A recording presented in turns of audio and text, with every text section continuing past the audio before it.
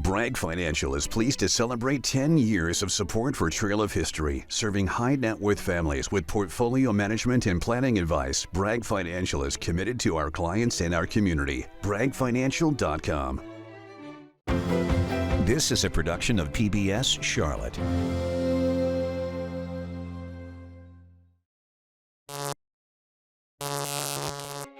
Electricity, the secret sauce that makes so much of the modern world possible.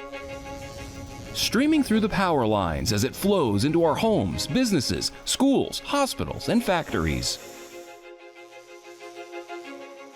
Providing the energy for everything from the phones in our pockets, computers in our offices, and increasingly the cars we drive. Around the Charlotte region, there's one name that's synonymous with electricity. Can you guess it? Duke Energy. Duke Energy has been powering the lives and the vitality of our communities for over 120 years. Coming up, we'll flip the light switch and illuminate the history of the company and its journey from a small local utility powering a few cotton mills to becoming one of the largest utility companies in the country. It was James B. Duke's vision to promote economic prosperity for the state of North Carolina, and I think that's part of our DNA.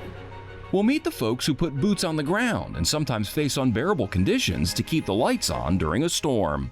It's not made for everybody. Not everybody wants to be a lineman. Learn how the company is modernizing both the ways of generating electricity and how the power gets to the customers. We are seeing phenomenal growth in North Carolina. It is at a historic speed and scope like we've not seen for decades. Then see how for more than 40 years, the company has given back to the communities it serves through the work of the Duke Energy Foundation. We have a really deep sense of commitment, of citizenship, and of service to serve our communities well. All that and more on this episode of Trail of History.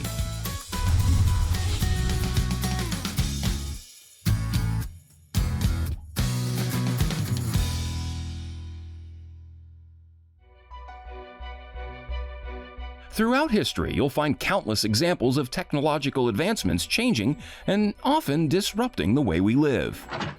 In the mid-1400s, Johannes Gutenberg debuted the printing press, advancing the spread of knowledge.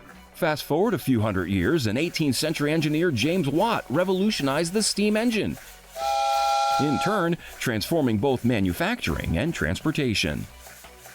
Then in 1879, Thomas Edison perfected the incandescent light bulb. And a few years later, Edison's rival, Nikola Tesla, introduced alternating current, the electricity standard used around the world.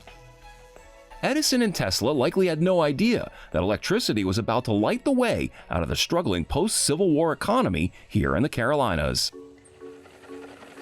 Historically, the northern states dominated manufacturing, with mills located on rivers, powered by large water wheels or steam engines.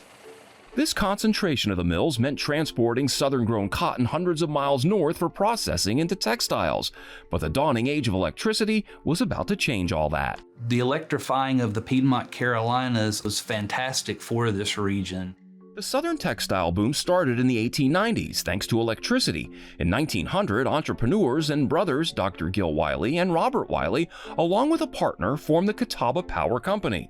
Their first project, building the India Hook Dam on the Catawba River near Rock Hill, South Carolina. After 4 years of planning and construction, in March of 1904, the first hydroelectric dam on the Catawba River went into operation. At the time, they only had one customer, the Victoria Textile Mill in Rock Hill.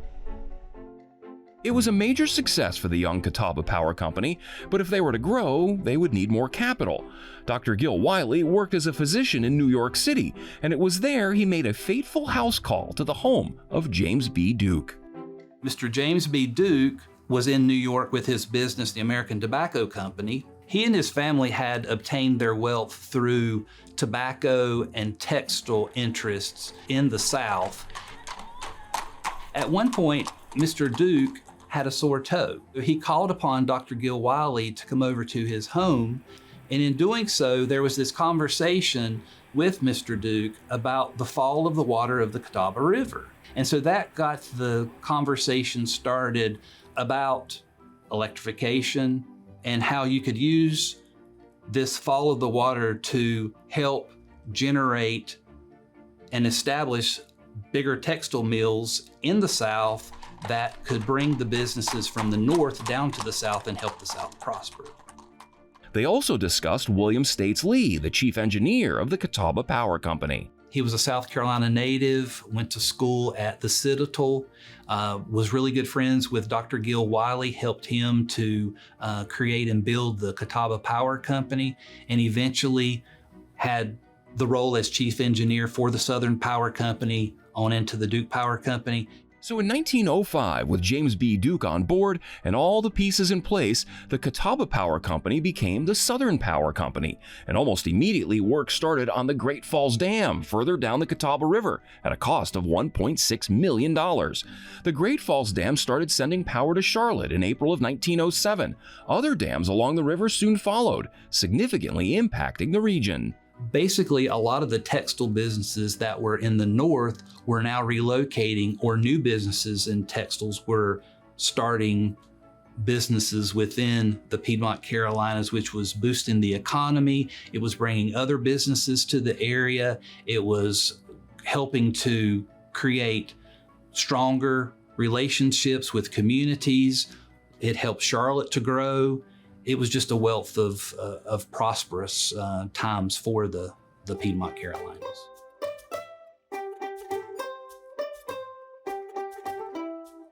The next big change came in 1924, when the Southern Power Company changed its name to the Duke Power Company, setting the stage for further growth and expansion.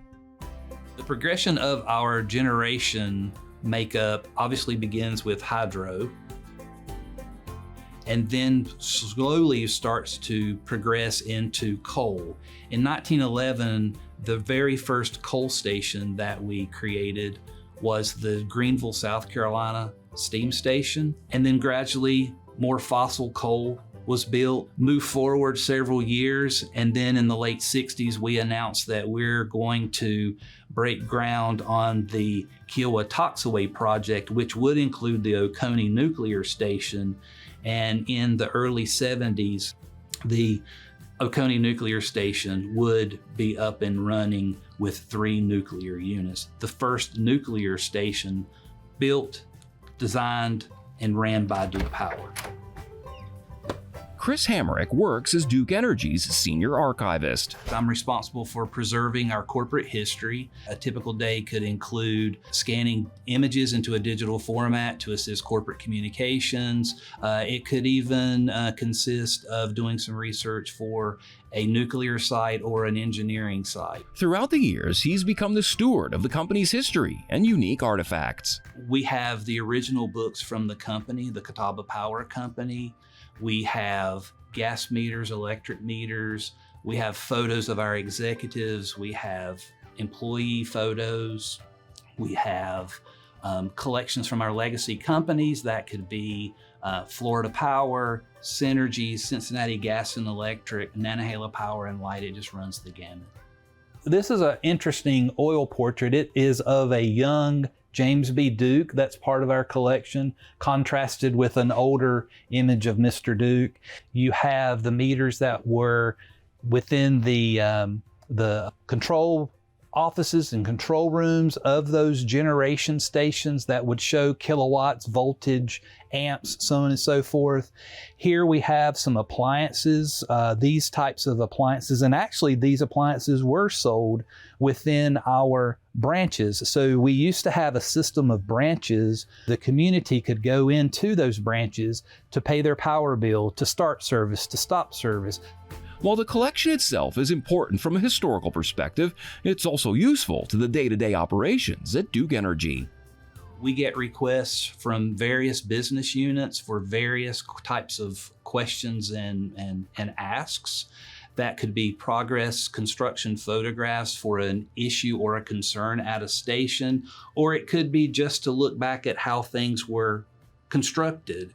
It could be about an event that was led by some community leaders within the organization, or it could be for just basic research and information that a group is looking for. The archives give a glimpse at how throughout the 20th century, Duke Power continued evolving and expanding through various mergers, eventually leading to another name change, formerly becoming Duke Energy in 1997. The growth that we're seeing now and in the future that we're predicting is beyond anything that we've seen in my 28 years, which is exciting. That means that our states are growing, that businesses are coming to our states, there's more jobs, more tax revenue for those states and those communities. And we have to be prepared for that. And it's exciting to work on that, to see what we're going to build next, how we're going to strengthen our grid to be able to serve that, how are we going to build the infrastructure, data centers. That's a lot of large loads that are coming to our service territory, and how do we serve them reliably and affordably and make sure they fit into our system. Headquartered in Charlotte, the company that started with just one dam on the Catawba River today is now one of the largest electric utility companies in the country.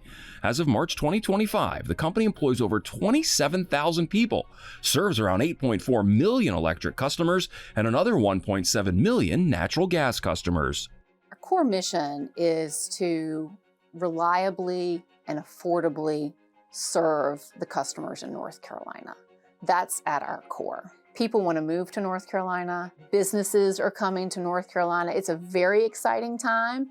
It's going to come with challenges, but we're going to need to have a diverse portfolio of assets to meet all this growth. That generation portfolio includes nuclear, hydroelectric, solar, natural gas, coal, wind, and battery storage.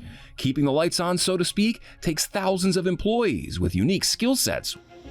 Employees like Luke Davis here at the Marshall Steam Station located on Lake Norman. You know, we've got transmission, we've got all kinds of other groups and entities that are helping keep the lights on. It's our job here to come in every day, make sure we keep the plant running and keep our stuff maintained and run it as efficiently as possible. Marshall started generating electricity in 1965. The coal-fired plant, at its peak capacity, produces over 2,000 megawatts. In 2021, Duke Energy upgraded the plant by converting the boilers to simultaneously burn both coal as well as natural gas. What it's doing is it's supplementing the coal usage. So now we're burning cleaner natural gas. As utilities work to reduce CO2 emissions, Kendall Bowman, president of Duke Energy's utility operations in North Carolina, says coal's days are numbered at Duke here in the Carolinas. So in the Carolinas, we have retired more than 2/3 of our coal plants, and we are on track to retire the rest of them by 2035, providing we get regulatory approval and we can build replacement generation to serve the load. At Marshall, Duke Energy plans to build 2 brand new gas-fired units to replace coal units as they're retired. But emissions aren't the only environmental issue with burning coal. There's also the issue of coal ash and how to store it safely. At the Dan River Station, a containment failure in 2014 occurred in a basin built to hold the ash. That sent ash flowing into the Dan River. We asked Bowman about that day. The Dan River spill occurred on Super Bowl Sunday in 2014. I think a day most Duke Energy employees will remember. There were a lot of lessons learned. We are more focused. We took responsibility for the spill. We apologized for the spill. We have cleaned up everything related to the Dan River spill, and we're moving forward. Bowman says decommissioning their coal-fired plants takes a methodical approach, and each site is different, including how to store decades of coal ash. So decommissioning the coal facility, a lot of it is site-specific. It's quite an involved process, and we work closely with all of the stakeholders. It takes a little bit of a time. You've got to do it slowly and precisely. Coal ash is being stored on site in lined landfills, so there's no penetration to the water whatsoever, and in appropriate regards to the regulations and rules that are in place. Bowman says Duke Energy's overall goal for carbon reduction is much bigger than just retiring the remaining fleet of coal-fired units. Our company goals in terms of carbon reduction is to get to net zero by 2050, and we'd love to get to at least 50% of carbon by 2030.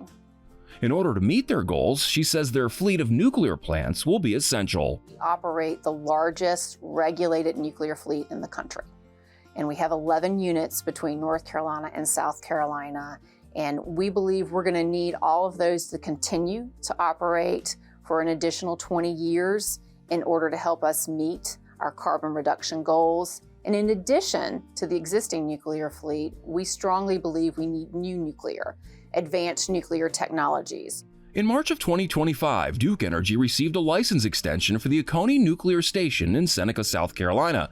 The extension will keep the turbines spinning into the 2050s. But nuclear isn't the only option for Duke to meet its environmental goals. North Carolina has been, on any given day, anywhere from number 2 to number 4 in the country in terms of connected solar on our system. And the state passed some policies starting in 2007 and subsequent policies thereafter that really put us in the position to connect so much solar in the state. Back at Marshall, the new and modern natural gas units will mean new opportunities for the employees working there. It's new technology. I mean, so when they put it in, all the operators here, mechanics, everybody involved have to learn how to run it, knowing what troubles come up, and how to fix it. The biggest thing that excites me is being able to move on to the new plant that they're going to build, being able to see it come from the ground up. Natural gas won't replace every retired coal unit. Some sites might see solar installations, while others, like the Allen Steam Station in Gaston County, will have battery storage that takes advantage of the existing grid infrastructure. While workers like Davis on the generation side of Duke Energy create power, it takes a virtual army of line workers to get that electricity from the plants to your homes and businesses. Sam MacArthur started as a line worker fresh out of high school. He says the big thing keeping both Duke line workers and those contracted by the company busy is modernizing the electric grid. We do a lot of system upgrades where we put larger wire in to tie circuits together where our outages aren't as long. You know, we have a lot of smart grid where mechanicals that operate back and forth and talk to one another, and it makes outage times a lot shorter.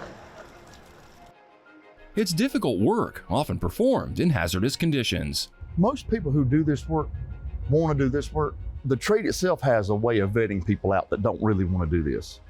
You know, you can take someone on a storm and you're not in the best conditions, and they figure out pretty quick if they really want to do this or not.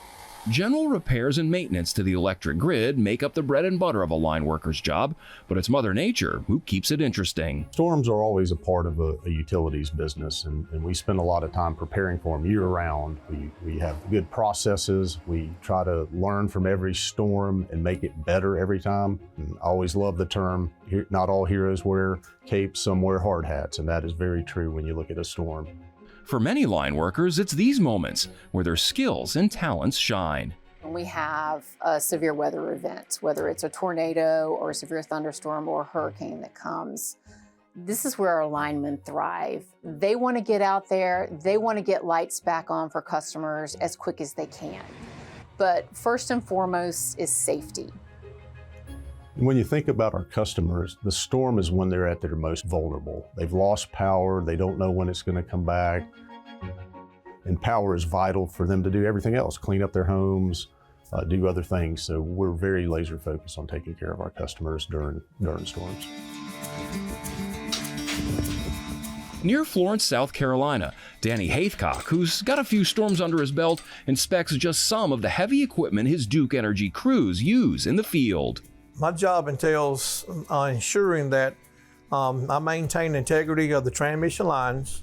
Haithcock has more than 3 decades of experience as a line worker, but it's not the career that he had imagined.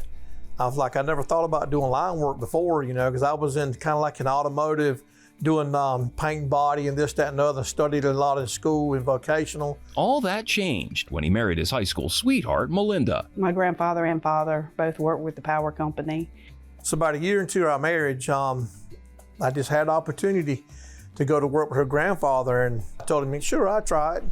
And lo and behold, here I am, some 38, 39 years later, doing line work. But wait, the family tradition doesn't stop there. Danny married me, and then he got into line work, and then our boys growing up, they always said that they were going to be linemen, so they just followed in their father's footsteps, and here we are today.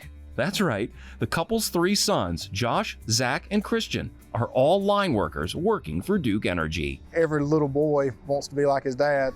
It was pretty much a no-brainer knowing what I wanted to do all through high school, and here we are now. It should come as no surprise that everyone at the Haithcock's table understands the importance of line workers. You look at everything in this world now, it's been touched by electricity. People are at home at nighttime, their lights go out, and you got a very special skill set that goes and allows you to perform it safely and get their lights back on so they can live in comfort every day. It's just a all-around rewarding job. The life of a line worker is filled with long hours, sometimes in the harshest of conditions, and many times missing major family moments. I couldn't imagine what life would be like if I didn't have a supportive spouse. Because my wife has been so supportive. I can't say that she hasn't been frustrated at times, because I would go every time the phone rang. I always told them yes. I never told them no, even though we were dressed to go out for dinner for the evening. If she grew up in it, that's what helps. And I always worry about them, but when they're going on a storm, I really, I used to have one to worry about. Now I have 4 that I have to worry about. I'm proud to be a lineman's wife and a lineman's mom, because, they have a very dangerous job, and they make me proud every day. The Duke Energy Foundation serves as the company's philanthropic arm, providing millions of dollars in grants, and Duke's employees donate thousands of volunteer hours in the communities Duke Energy serves. The Duke Energy Foundation started 40 years ago to cement the legacy of citizenship and service into the company's DNA. In the last 40 years, we've given more than $500 million to communities across our jurisdictions, and we've done that through partnership with more than 20,000 nonprofit organizations. So the Duke Energy Foundation shows up in a couple ways. We show up with competitive grants, and then we also show up with our employees. Our employees donate more than $4 million worth of their time each year in direct service to nonprofits. We all like to put our little blue shirts on and go out and do hands-on work helping agencies and communities. In October of 2024, employees at the corporate headquarters in Charlotte put on those blue shirts to pack sacks of apples for Second Harvest Food Bank. Apples to be distributed in areas impacted by Hurricane Helene in western North Carolina. Duke Energy Foundation is focused on grants serving vibrant economies, climate resiliency, and opportunity inclusion. Recently, the foundation provided a $500,000 grant to jumpstart a new line worker training program here at Central Piedmont's Harper campus. This is our electrical line worker training program. Students will get a Class A CDL, they will get an OSHA 10, and then we will teach them the ins and outs of how to operate a line truck, how to set poles, how to run electrical lines. The 16-week course challenges the students. Coming out in these conditions, cold, hot, sunny, rainy, whatever, I think that's the hardest part. Beyond access to industry standard equipment, students learn from instructors with decades in the field, like former Duke Energy line worker Terry Weathers. Well, it's a passion of mine to pass along what I've learned from Duke for 37 years. I love coming here every day, passing along my skills and my knowledge to these young guys. And I see myself in them. For both Duke Energy and the Duke Energy Foundation, investing in this and other line worker training programs in the region is a win-win for all involved. Workforce development is a very important part of what we're doing, and especially with the growth that we're seeing, that we need more workers, we need more people to come into our industry. The region is booming if you drive around Charlotte, and we need the utility workers that are going to be there to help us expand the grid and develop this community appropriately. During the 16 weeks at Central Piedmont, students attend class 5 days a week, making it difficult for some students to enroll. In order to help remove the financial burdens for women interested in the program, the Duke Energy Foundation partnered with the nonprofit She Built This City. A few years ago, CPCC came to us that they were going to be launching a line worker program. And they noted that they wanted to have increased diversity in that program. They wanted to see more women specifically. Duke Energy Foundation came to us with a solution that they would underwrite a living wage for a female that graduated from our program to go through that line worker program. We've been able to work with them to identify individuals who meet the expectations of both CPCC and Duke Energy. And through their gracious donations, She Built the City has been able to underwrite a salary for those individuals to be able to take the training.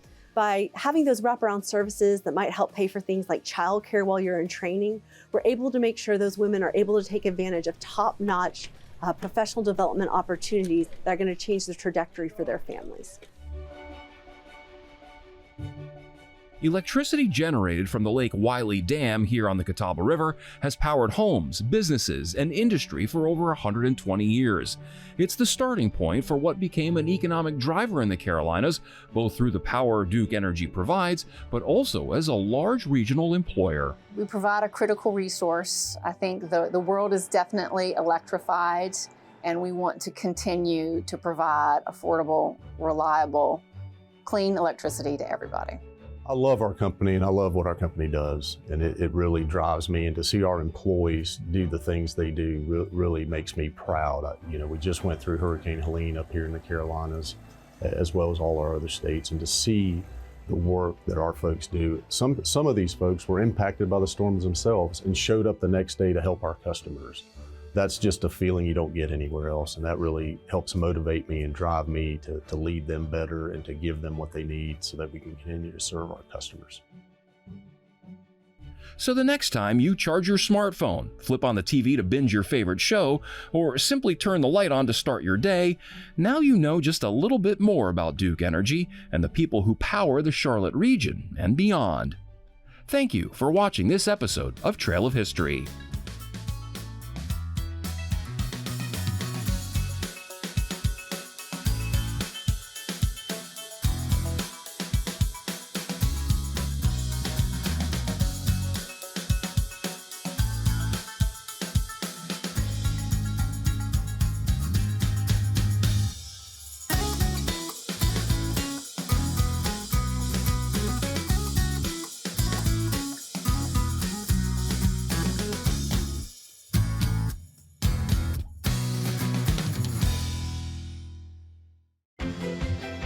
Production of PBS Charlotte.